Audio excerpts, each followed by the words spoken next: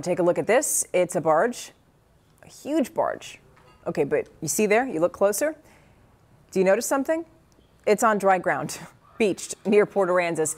And it's not the only one. You saw multiple there. There are 4 of them, and we know how they got there, Hurricane Harvey. But the mystery is, why are they still there? And if anyone have plans to move them? We sent Chief Investigative Reporter Rick Sproul to check it out.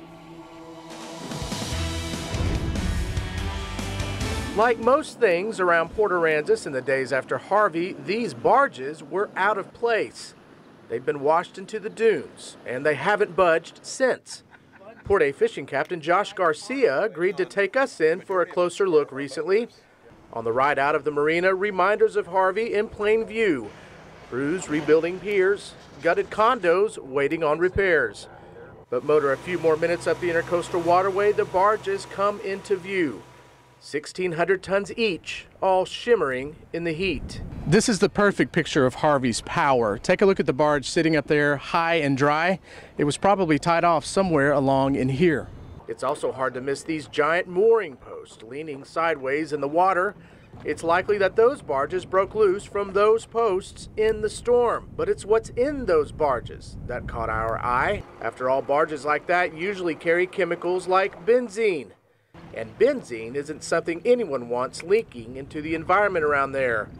Here's marine biologist Jace Tunnell. The first thing that went through my mind is, are they leaking and what was in them? We traced the registration numbers to Houston-based Kirby Corporation. Their VP of Government and Public Affairs, Matt Woodruff, says he believes the barges are empty. But the big question, what to do with them? After all, they're sitting on very, very important land. The EPA designated the area as an estuary of national significance, and then NOAA came back and they designated the National Estuarine Research Reserve, is because this area it is a good functioning ecosystem. But you may have noticed, with dunes on one side and about 1,000 yards of sand on the other, the barges are in a pretty bad spot. The thing that I would fear is that another storm comes in and moves them someplace that is more critical. Woodruff says they're working on a plan, but it's going to take time. There's another option.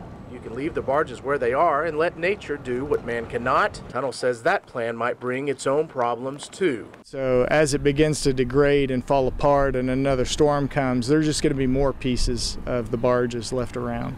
Until then, it looks like the barges will remain where they are, as they are. Not quite orphans, but not quite welcome guests either. Rick Sproul, 6 Investigates. Thanks again to Captain Garcia for the lift out there. Of course, we're going to stay in touch with the Kirby Corporation about those barges.